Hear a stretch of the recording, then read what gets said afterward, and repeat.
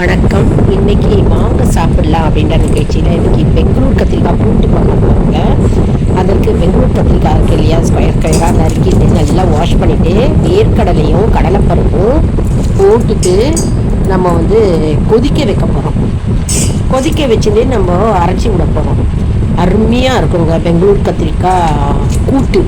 நிறைய பேர் செஞ்சுருப்பீங்க கூட்டு. இதில் மோர் குழம்பு செய்யலாம், கூட்டு செய்யலாம், ரொம்ப நல்லா இருக்குங்க. பெங்களூர் கத்திரிக்காய் சாம்பார் கூட செய்யலாம், ரொம்ப ஈஸியாக செஞ்சிடலாங்க. இதுதான் நம்ம இன்றைக்கி பண்ண போகிறோம். தொட்டுக்க பீட்ரூட் பொரியல் இன்றைக்கி செஞ்சிடலாம். ஷார்ட்ஸ்லேயும் வருதுங்க, நம்மளுடைய குக்கிங் சேனல் ஷார்ட்ஸ்லேயும் பார்த்துக்கலாம், லாங் வீடியோஸும் வருது. நிறைய பேருக்கு ஷேர் பண்ணுங்கள். இப்போ பாருங்கள், நம்ம தண்ணி ஊற்றிக்கிறோம். கடலைப்பருப்பு போட்டுட்டாச்சு, வேர்க்கடலை போட்டுட்டாச்சு. ஸ்கொயராக நம்ம கட் பண்ணிட்டோம். கட் பண்ணிவிட்டு நல்லா அலமின்ட்டு தண்ணி ஊற்றிக்கிறோம். தண்ணி ஊற்றி நம்ம கொதிக்க விட போகிறோம். இப்போ ரொம்ப சின்னதாக கட் பண்ணால் நல்லாவே இருக்காதுங்க. கூட்டுக்கு ஒரு நிதானமாக இந்த மாதிரி சைஸில் தான் கட் பண்ணிக்கணும். இப்போ நம்ம வானிலையில் கடுகு, உளுத்தம்பருப்பு, மிளகாய் வற்றல், 2 ஸ்பூன் எண்ணெய் போட்டு தாளிச்சிக்கிறோம். பொரியலுக்கு, பீட்ரூட் பொரியலுக்கு பெருங்காயம் போட்டுக்கிறோம். 2 மிளகாய் வற்றல் கிள்ளி போட்டுருக்கேன். பீட்ரூட்டை நல்லா அலம்பிட்டு நம்ம பெருங்காயம் போட்டுக்கிறோம், சீரகம் போட்டுக்கிறோம், ஸ்கொயராக நறுக்கின்ட்டு மஞ்சத்தூள் போட்டுக்கிறோம், மிளகாய் தூள் போட்டுக்கிறோம். ஏற்கனவே மிளகாய் வற்றல் போட்டிருக்கோம் இல்லையா 2, அதனால் மிளகாய் பொடி கூட்டி குறைச்சிக்கலாம். பெருங்காயத்தை போட்டுருக்கோம். இந்த மாதிரி ஸ்கொயர் ஷேப்பில் நம்ம கட் பண்ணிக்கணுங்க. ரொம்பவே நல்லாயிருக்கும், உடலுக்கு நல்லது. பீட்ரூட் பொரியல் செஞ்சாக்க நல்லாயிருக்கும். பீட்ரூட் கூட்டு செய்யலாம். பீட்ரூட்டை அடிக்கடி நம்ம உணவில் சேர்த்துக்கணுங்க. நிறைய பேருக்கு பீட்ரூட் பொரியல் பிடிக்க மாட்டேங்குது, பீட்ரூட் கூட்டு பிடிக்க மாட்டேங்குது, ஆனால் சேர்த்துக்கணும். இப்போ கருவேப்பிலையை போட்டுக்கிட்டோம். மேலே போட்டுட்டு இதில் நம்ம 1 ஸ்பூன் உளுத்தம்பருப்பு, 1 ஸ்பூன் கடுகு போட்டுட்டா போதும். இதில் நம்ம எடுத்து வச்சுருக்கோம் இல்லையா, அந்த பீட்ரூட்டை நம்ம அதில் போட்டிருக்கோம். போட்டுட்டு லேசாக கலரி கொடுத்துக்கலாம். எல்லாமே போட்டுக்கிட்டோம். மஞ்சள் பொடி, மிளகா பொடி, உப்பு, பெருங்காயம் எல்லாமே போட்டுக்கிட்டோம். போட்டு லேசாக கலரி கொடுத்துக்கிறோம். தண்ணி ஊற்றிக்கிறோம். பேச்சுலர்ஸ்க்கு ரொம்பவே யூஸ்ஃபுல்லாக இருக்குங்க. மூடி போட்டு மூடின உடனே 5 நிமிஷத்தில் நமக்கு பொரியல் ரெடி ஆகிடும். இப்போ அரைச்சி கொட்டிக்கிறதுக்கு பெங்களூர் கத்திரிக்காய்க்கு தேங்காய் 2 ஸ்பூன் எடுத்துகிட்டு இருக்கோம். மிளகாய் வற்றல் 2, கடலைப்பருப்பு 1 ஸ்பூன், தனியா 1 ஸ்பூன், சீரகம் 1 ஸ்பூன், மிளகு 1 ஸ்பூன் எடுத்துகிட்டு இருக்கோம். கருவேப்பிலை, அரிசி எடுத்துகிட்டு இருக்கோம். அரிசி 1 ஸ்பூன் எடுத்துகிட்டு இருக்கோம். இப்போ மிக்சியில் போட்டு நம்ம அரைச்சிக்க போகிறோம். எல்லாத்தையுமே சேர்த்து வேணும்னா நீங்கள் பூண்டு சேர்த்துக்கலாம். நான் பூண்டு போடலை. பூண்டு வாசனை பிடிச்சவங்க சேர்த்துக்கலாம். கருவேப்பிலையை கிள்ளி போட்டுட்டாச்சு. போட்டு எல்லாமே சேர்த்து அரைக்க போகிறோம். ஏன் கருவேப்பிலை போடுறோன்னா, பிள்ளைங்க எடுத்து வச்சுருவாங்க, சாப்பிட மாட்டாங்க வீட்டில் இருக்கிறவங்க. அதனால் கருவேப்பிலையில் அயர்ன் சக்தி இருக்குது, அதனால் விட்டமின்ஸ் இருக்குது, அதனால் நம்ம சேர்த்து அரைச்சிக்கிறோம். இப்போது பீட்ரூட் பொரியல் நண்ட பக்கம் ரெடி ஆகிட்டுருக்கு. வெந்துடுத்து நன்னா திறந்து பார்த்த உடனே இப்போ தேங்காயை போட்டு லேசாக நம்ம பிரட்டிக்கிறோம். லேசாக நம்ம பிரட்டிண்டா போகிறோம். தேங்காயை போட்டு அடுப்பை மிதமான தீயிலே வைங்க. பேச்சுலர்ஸ்க்கு யூஸ்ஃபுல்லாக இருக்கும். நான் ஏற்கனவே சொன்ன மாதிரி, அதே மாதிரி நியூலி மேரிடு கப்பிள்ஸ் என்ன சமைக்கிறதுனே தெரியாதவங்களுக்கு ரொம்ப யூஸ்ஃபுல்லாக இருக்கும் இந்த வீடியோ. நிறைய பேருக்கு ஷேர் பண்ணுவாங்க. நம்முடைய all in one zone subscribe பண்ணிட்டு பெல் பட்டனை ப்ரெஸ் பண்ணிக்கோங்க. இப்போ பாருங்கள், இப்போ இதெல்லாம் வெந்துடுத்துங்க. கூட்டுக்கு, பெங்களூர் கத்திரிக்காய் கூட்டுக்கு நல்லா வெந்துட்டு தண்ணி போட்டு நம்ம வேக வச்சுருக்கோம் இல்லையா, தொட்டு பார்த்தாலே நமக்கு வெந்துடும் நல்லா. காய் அமுங்கிறது. இதில் நம்ம அரைச்சி கொட்டின விழுத போட்டுக்கிறோம். எல்லாமே நம்ம சொன்ன அளவுப்படி இப்போ பெருங்காயம் போட்டுக்கிறோம், மஞ்சத்தூள் போட்டுக்கிறோம், 1 ஸ்பூன் போட்டுக்கிறோம், பெருங்காயம் 1/4 ஸ்பூன் போட்டுக்கலாம். உப்பு தேவையான அளவு நம்ம போட்டுக்கிறோம். போட்டு நல்லா ஒரு கொதிச்சா போடுங்க. ஏன்னா நம்ம ஏற்கனவே வேக வச்சுட்டோம். குக்கரில் கூட வேக வச்சுக்கலாங்க. பெங்களூர் கத்திரிக்காயை கீழே சாதம் வச்சுட்டு மேலே ஒரு தட்டில் வேக வச்சுக்கலாம். ஈஸியாக சமையல் ஆகிடும். இப்போ பீட்ரூட் பொரியல் நமக்கு ரெடி ஆகிடுது. அற்புதமான பொரியல். இப்போது பெங்களூர் கத்திரிக்காய் கூட்டும் ரெடி ஆகிடுது.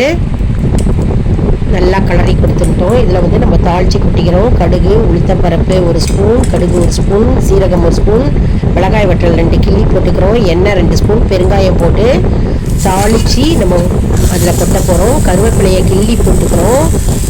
நம்மளுடைய அருமையான பெங்களூர் கத்திரிக்காய் கூட்டு பொரிச்ச கூட்டு ரெடி ஆகிடுது. பொரிச்ச கூட்டுக்கு நம்ம மிளகு சேர்த்துப்போம். உடலுக்கு ரொம்ப நல்லதுங்க மிளகு சேர்த்துட்டாக்க. மிளகு சீரகம்லாம் சேரும்போது நமக்கு வந்து வயிற்று உபாதைகள் வராது. அதனால் நம்ம மிளகு சீரகத்தை அடிக்கடி நம்ம உணவில் வந்து எப்பவுமே சேர்த்துக்கணும். ரசம் செய்யும் போதும் மிளகு சீரக ரசம் அடிக்கடி செஞ்சுக்கலாம், ரொம்ப நல்லது. அதே மாதிரி கூட்டு செய்யும் போதும் நம்ம அதை சேர்த்துக்கலாம், ரொம்ப நல்லது. பெங்களூர் கத்திரிக்காய் சௌ அப்படின்னு சொல்லுவோம் இல்லையா, இது வந்து இந்த மாதிரி சைஸில் கட் பண்ணிக்கணும். கட் பண்ணிட்டா நமக்கு கூட்டுக்கு ரொம்ப நல்லாயிருக்கும். பொடியாக கட் பண்ணினா நல்லாவே இருக்காதுங்க. சில பேர் பொடியாக கட் பண்ணியே செய்கிறாங்க, அப்படியே செய்யலாம், உங்களுடைய விருப்பப்படி தான் நீங்கள் செய்யலாம். பட் ஆனால் இந்த மாதிரி சைஸில் கட் பண்ணினா ரொம்ப நல்லா இருக்குங்க. சாம்பாருக்கும் நம்ம இந்த மாதிரி செய்யலாம்.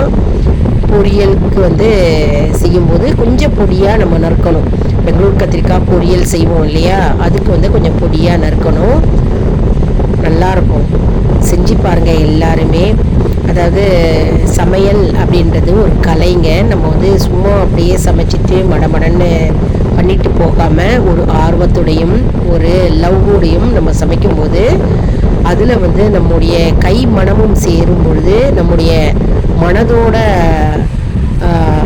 தாத்பரியமும் அதில் சேரும். அதனால் வந்து சமையல் வந்து சாதாரண இருக்கிற சமையல் கூட ரொம்ப பிரமாதமாக இருக்கும். எல்லாரும் வீட்டில் இருக்கிறவங்க நம்மளை வந்து வாழ்த்துவாங்க, நல்லா சமைச்சிருக்கீங்க அப்படின்னு சொல்லும்போதே நமக்கு வந்து ரொம்ப சந்தோஷமாக இருக்கும். அதனால் நம்ம ஒரு லவ்வோட சமையலை ஒரு ஆர்வத்தோடு நம்ம எப்போவுமே தினமே செய்யணுங்க. மற்றும் வந்து நம்ம சமையல் செய்யும் போது நமக்கு இன்றைக்கி என்னென்ன அதில் சேருது, சத்துக்கள்லாம் சேருது, அயன் இருக்கா, கால்சியம் இருக்கா, விட்டமின்ஸ் இருக்கா, புரோட்டீன் இருக்கா, எல்லாமே நம்ம செக் பண்ணிக்கணும். தினமுமே வந்து புரோட்டீனுக்காக நம்ம வந்து பருப்பு வேக வைக்கலாங்க. பருப்பு சாதம் சாப்பிட்டுட்டு அப்புறம் கூட்டு சாதம், சாம்பார், குழம்பு அந்த மாதிரி சாப்பிடலாம். ரொம்பவே நல்லாயிருக்கும், உடலுக்கு நல்லது. அதனால் ப்ரோட்டீன்ஸ்க்காக நம்ம தினமுமே பருப்பு வச்சு பருப்பு சாதம் சாப்பிட்லாம். கொஞ்சம் ஒரு ஸ்பூன் நெய் போட்டு சாப்பிட்டாக்க ரொம்பவே நல்லா இருக்குங்க. மற்றும் வந்து தினமுமே வந்து நம்ம என்ன சமைக்கிறது அப்படின்னு நம்ம மனக்குழப்பம் இல்லாமல் முதல் நாளே நாளைக்கு என்ன சமைக்க போகிறோம் அப்படின்றத நம்ம பிளான் பண்ணிவிட்டு செஞ்சாக்கவே ரொம்ப ஈஸியாக இருக்கும். இப்போ நாளைக்கு நம்ம சௌ பொரி கூட்டு செய்ய போகிறோம் அப்படின்னா காயை வாஷ் பண்ணிவிட்டு முதல் நாளே காயெல்லாம் நறுக்கி வச்சுட்டு நம்ம வந்து தொட்டுக்க பீட்ரூட் பண்ண போகிறோம், பொரியல் செய்ய போகிறோம்னா அந்த பீட்ரூட் பொரியலுக்கு வந்து காயெல்லாம் அலம்பி நல்லா வாஷ் பண்ணி கட் பண்ணி நம்ம எடுத்து ஃப்ரிட்ஜில் எடுத்து வச்சுட்டாக்கவே ரொம்ப ஈஸியாக இருக்கும். மார்னிங் வந்து நமக்கு அந்த ஸ்ட்ரெஸ்ஸு டென்ஷன் எல்லாமே குறையும். குறைஞ்சபட்சம் நம்ம 1 ஹவர்லேயே குக்கிங் முடிச்சுட்டு வெளியில் வந்துடலாங்க.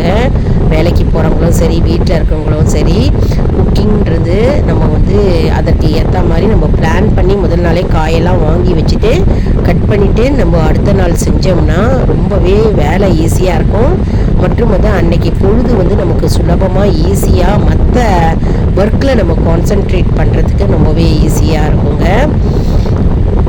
மற்றும் வந்து நம்ம பூஜை அதெல்லாம் செய்யும் போதே நமக்கு நிறைய நேரங்கள் இருக்கும். அதனால் முதல் நாளே நம்ம பிளான் பண்ணி செய்யணும். அதே மாதிரி கீரை வகைகளும் முதல் நாளை நம்ம வந்து கட் பண்ணி நல்லா வாஷ் பண்ணி நம்ம எடுத்து வச்சிட்டோம்னா நெக்ஸ்ட் டேக்கு நம்ம கீரை பொரியலோ, கீரை கூட்டோ, கீரை சாம்பார் செய்யும்போது ரொம்பவே யூஸ்ஃபுல்லாக இருக்கும். ரொம்ப குவிக்காகிடும் சமையல் வந்து. குவிக், ஈஸி அண்ட் இன்ஸ்டன்ட் அப்படின்னே நம்ம சொல்லலாம். அதனால் பிளானிங் இஸ் வெரி எசென்ஷியல். முதல் நாளே we should plan what we are going to cook the next day. அந்த மாதிரி செஞ்சு பண்ணால் வந்து நமக்கு ரொம்பவே யூஸ்ஃபுல்லாக இருக்கும். இந்த டிப்ஸ் எல்லாம் உங்களுக்கு ரொம்பவே யூஸ்ஃபுல்லாக இருக்கும் அப்படின்னு நான் நினைக்கிறேன். நிறைய டிப்ஸு இடையில நான் கொடுத்துட்டு வரேன். நம்ம சேனலை லைக் பண்ணுங்கள், ஷேர் பண்ணுங்கள், சப்ஸ்கிரைப் பண்ணுங்கள்.